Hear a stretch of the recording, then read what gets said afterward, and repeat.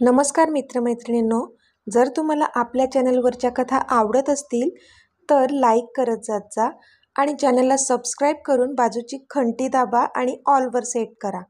म्हणजे जेव्हा जेव्हा मी नवीन व्हिडिओ किंवा कोणतीही नवीन पोस्ट अपलोड करेन तेव्हा ती सगळ्यात आधी तुमच्यापर्यंत पोहोचेल. धन्यवाद. तर वळूया आपल्या कथेच्या पुढच्या भागाकडे.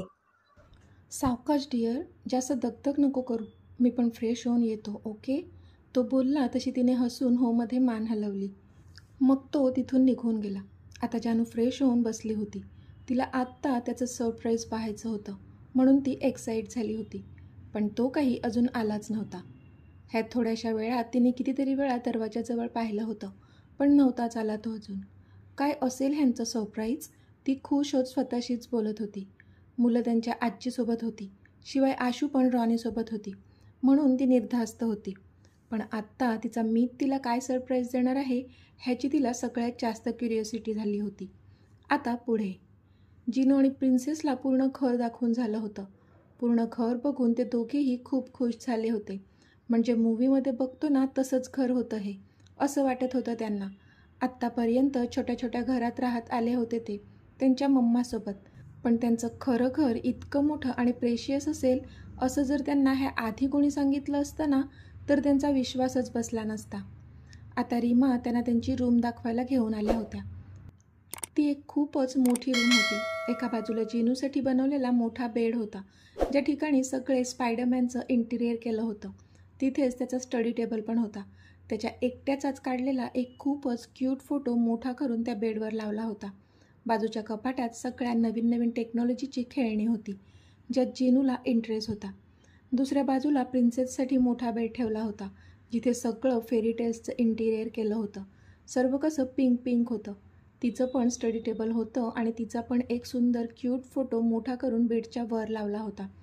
तिच्यासाठी पण खूप सारी खेळणी त्या कपाटात होती. जिनो आणि प्रिन्सेस दोघेही आवासून सगळं बघत होते. वाव आजी, एवढी मोठी रूम! ही आमची रूम आहे? प्रिन्सेसने खूप खुश होत विचारलं. हो तर, तुमचीच आहे. तुझी आणि तुझ्या दादाची, दोघांची. तुम्हा दोघांना आवडली ना? रीमांनी हसून विचारलं.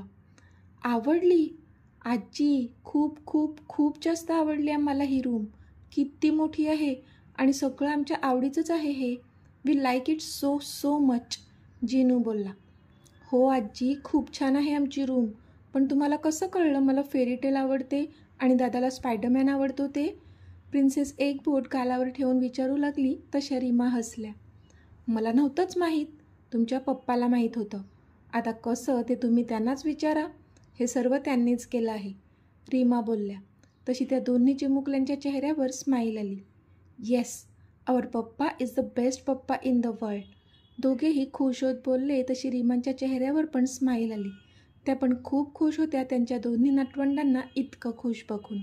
इथे रॉनी आशूला तिच्या रूममध्ये घेऊन आला होता. तो तिला सगळ्या वस्तू दाखवत होता, पण तिचं मात्र चित्त धाऱ्यावर नव्हतं. आराध्याच्या रूममधल्या त्या सगळ्या गोष्टी वारंवार तिच्या डोळ्यांसमोर येत होत्या आणि आराध्याचा तो फोटो, तो पण सतत तिला दिसत होता आणि तिची अस्वस्थता वाढवत होता. आशू, आवडली का तुला तुझी रूम? त्याने विचारलं.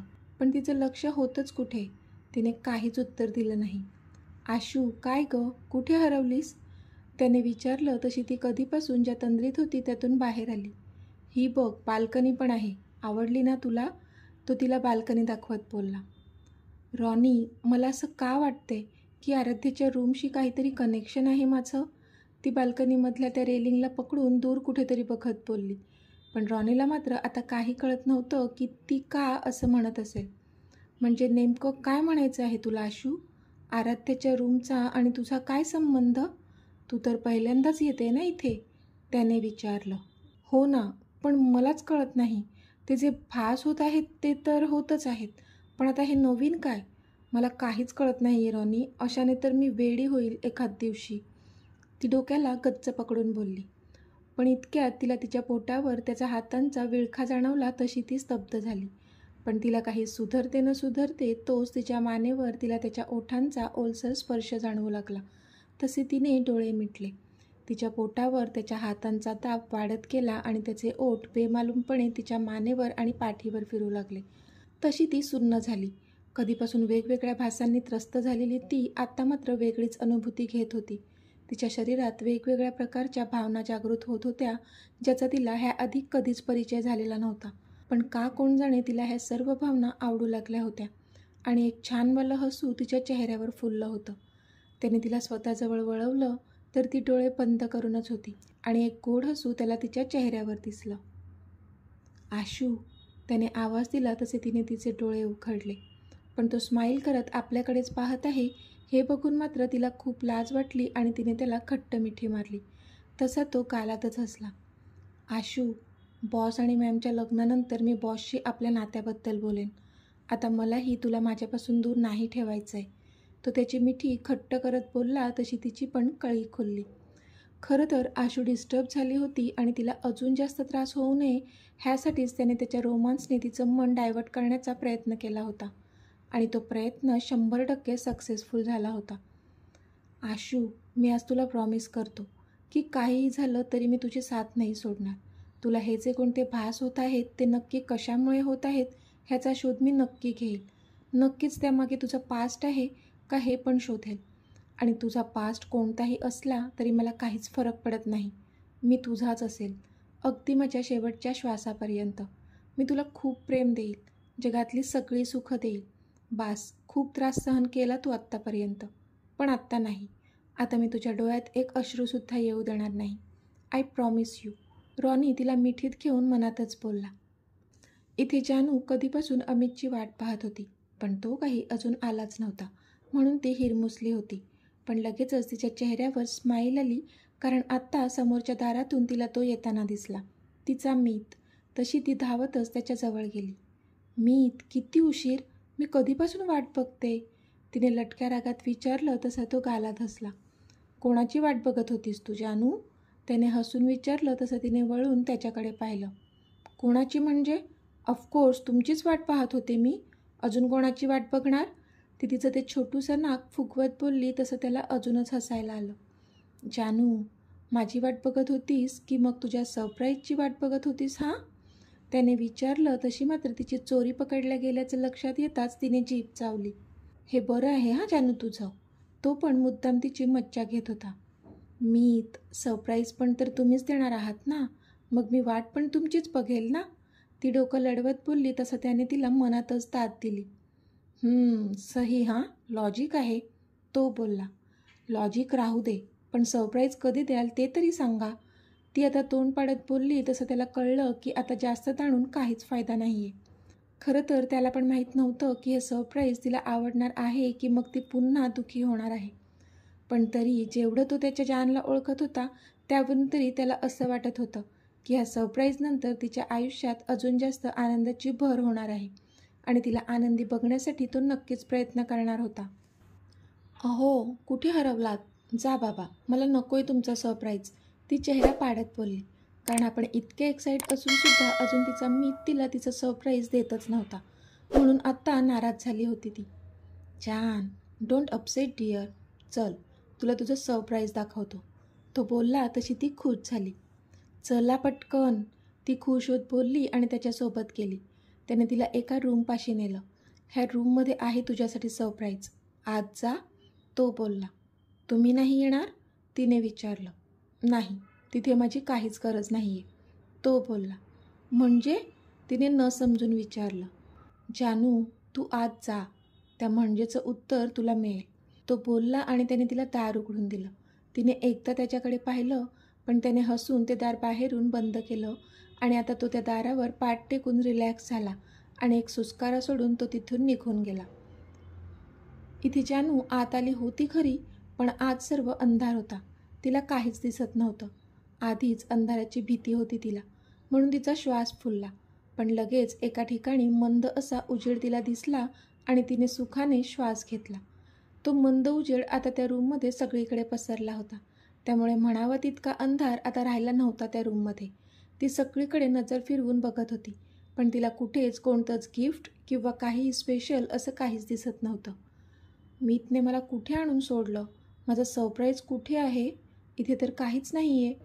चुकीच्या रूममध्ये तर नाही आणून सोडलं ह्यांनी मला, ती मनातच बोलत होती. तिला आता काहीच कळत नव्हतं. जाऊ दे, इथे तर काहीच नाही आहे. मीच ना तर मी बघतेच. तिने मनातच त्याला दूषणं दिली आणि आता ती तिथून जाणार तोच. एक अस्पष्ट अशी मानवी आकृती तिला लांबून दिसली, जी पाठमोरी होती. तसा तिचा श्वास वाढला. कोण आहे तिकडे? तिने घाबरतच विचारलं, पण समोरून काहीच आवाज आला नाही. मी म्हणते कोण आहे तिकडे? समोर का येत नाही आहे? तिने त्या आकृतीच्या जवळ जात विचारलं. त्या आकृती आणि तिच्यामध्ये थोडंच अंतर होतं, पण जानू अजून तिच्या जवळ जाणार तोच तिच्या कानावर हुंदक्याचा आवाज आला. तशी ती जागीच फ्रीज झाली. कोण आहे? तिने एक एक शब्द जुळवत विचारलं. ती आता बरोबर त्या आकृतीच्या समोर उभी होती, पण ती व्यक्ती कोण होती हे अजून जानूला कळलं नव्हतं, कारण अजूनही ती व्यक्ती पाठमोरी होती. पण आता सगळीकडे लाईट्स ऑन झाल्या तसं जानूने इकडे तिकडे पाहिलं, तर ती रूम आता प्रकाशाने उजळून निघाली होती. जानूने हळूहळू करून त्या व्यक्तीकडे पाहिलं. ती व्यक्ती आता वळली होती आणि जानूच्या बरोबर समोर उभी होती. आणि आता तिला पाहून इथे जानू मात्र शॉक झाली होती, कारण समोर मधू उभी होती, अगदी डोळ्यात अश्रूंची गर्दी घेऊन आणि आपले हात जोडून. जानूला विश्वास बसत नव्हता की आत्ता ह्या क्षणी आपली जिवलग मैत्रीण आपल्यासमोर उभी आहे. तिची तीच मैत्रीण जिच्याशी ती तिचे सगळे सुखदुःख शेअर करायची. प्रत्येक सुखदुःखात ती तिच्यासोबत असायची, जिच्याशिवाय तिचं पान हलत नव्हतं. आज इतक्या वर्षानंतर ती तिला पाहत होती, पण ह्या मधल्या काही वर्षात असं काही घडून गेलं होतं ज्यामुळे त्या दोघींचा संबंध तुटला होता. आता ह्या क्षणी जानूच्या डोळ्यात पण अश्रू होते. तिचं मन भरून आलं होतं तिला पाहून. पुढे होऊन स्वतःला तिच्या मिठीत झोकून देऊन मनसोक्त रडून घ्यावं असं वाटत होतं तिला, पण कदाचित तो हक्क आज उरला होता की नव्हतं माहीत तिला, कारण इतक्या वर्षात मधूने तिचा किती तिरस्कार केला होता आठवत होतं तिला. समोर मधू हात जोडून अगदी भरलेले डोळे घेऊन उभी होती, पण जानूने मात्र तिच्याकडे पाठ फिरवली, कारण आता तिचा अश्रूंचा बांध फुटणार होता आणि मधूसमोर तिला तिचे अश्रू नव्हते ढाळायचे. पण जानूच्या अशा पटकन माघारी फिरण्याने मधूच्या छातीत धस्स झालं. जानूला तर तिच्यासमोर अश्रू नव्हते गाळायचे, पण त्याचा मधूने मात्र वेगळा अर्थ काढला होता. तिला वाटलं की जानूला आपल्याला माफ नाही करायचंय. तशी मधू पटकन जानूच्या पुढे येऊन उभी राहिली आणि तिच्या पायाशी बसली. आणि आत्ता जानू अजूनच शॉक झाली. मला माफ कर जानू, प्लीज. मी तुला नाही समजून घेऊ शकले. तू सगळं तुझ्या प्रेमासाठी करत होतीस, पण मी मात्र मागचा पुढचा कोणताच विचार न करता तुझ्याशी इतकं वाईट वागले. एक मैत्रीण म्हणून तेव्हा मी तुला समजून घ्यायला हवं होतं, पण मी मात्र फक्त जे डोळ्यांना दिसत होतं त्यावर विश्वास ठेवत गेली आणि खरं काय असू शकते ह्याचा शोध पण घ्यायचा प्रयत्न नाही केला मी. तू माझी बेस्टी होतीस, पण ती बेस्ट फ्रेंडशिप तर फक्त तूच निभावली आहे. मी तर फ्रेंडशिपच्या नावावर धप्पा आहे अगं. मी सपशील फेल झाले ह्या फ्रेंडशिपमध्ये. प्लीज मला माफ कर, प्लीज. मधू रडून रडून बोलत होती, पण तिला असं आपल्या पायाशी बसलेलं पाहून जानूला मात्र कसं तरीच झालं होतं. अगं वेडी आहेस का तू? तू उठ बघू आधी. जानू तिला उठवत बोलली, पण ती मात्र जागची हलत नव्हतीच. नाही, आधी तू सांग की तू मला माफ केलंस तरच मी उठेन, मधू बोलली. मधू, माझा राग नाही आहे गं तुझ्यावर. प्लीज तू उठ बघू, जानू बोलली. पण तरी मधू उठलीच नाही. ती नाहीमध्ये मान हलवत होती. तू आधी म्हण की तू मला माफ केलंस, मधू हट्ट करत बोलत होती, पण तिथून उठत मात्र नव्हतीच. शेवटी जानूनेच एक सुस्कारा सोडला आणि ती तशीच खाली फतकल मांडून बसली आणि तिने मधूला गच्च मिठी मारली. तशी मधू शॉक झाली. केलं तुला माफ? खुश? हेच ऐकायचं होतं ना? जानूने हसून विचारलं. तशी मधू नाक ओढत तिच्याकडे पाहू लागली. म्हणजे असं पटकन जानू तिला माफ करेल असं नव्हतं वाटलं तिला. तू खरंच माफ केलं ना मला? मधूने पुन्हा विचारलं. तशी जानू गालात हसली. वेडाबाई, हे माफी वगैरे सोड. तुला माहीत आहे मला किती किती जास्त आनंद होतोय तुला इथे माझ्याजवळ पाहून. I am so much happy Madhu. जानू पण स्वतःचे डोळे पुसत बोलली. तशी मधू तिच्याकडे पाहतच राहिली. म्हणजे तू खरंच नाराज नाही आहे माझ्यावर? मधूने पुन्हा विचारलं. मधू, मी का नाराज असेल अगं तुझ्यावर? हे सगळं तर मीच करत होते ना. मीच अशी सिच्युएशन निर्माण केली होती ज्यामुळे तुम्ही सगळेजण माझा तिरस्कार कराल. मला तेच तर हवं होतं, जेणेकरून त्या कुणाला कळेल की मी माझ्या मीतच्या आयुष्यातून कायमची निघून जाते. म्हणून मी करत होते हे सर्व, आणि ह्यात तुझा काहीच दोष नाही आहे अगं. तू तुझ्या जागेवर योग्य होतीस. पण एक सांगू का तुला, मागच्या काही वर्षात मी खूप काही सोसलं आहे. तेव्हा मला प्रत्येक वेळी तुझी आठवण येत होती. आज मधू असती तर मधूने माझ्यासाठी हे केलं असतं, ते केलं असतं, असं खूप वाटायचं. म्हणजे आशू होतीच, पण माझी मुलं जसजशी मोठी होत होती तसतसं आशूसोबत मला तू पण हवी होतीस माझ्या मुलांची मासी म्हणून.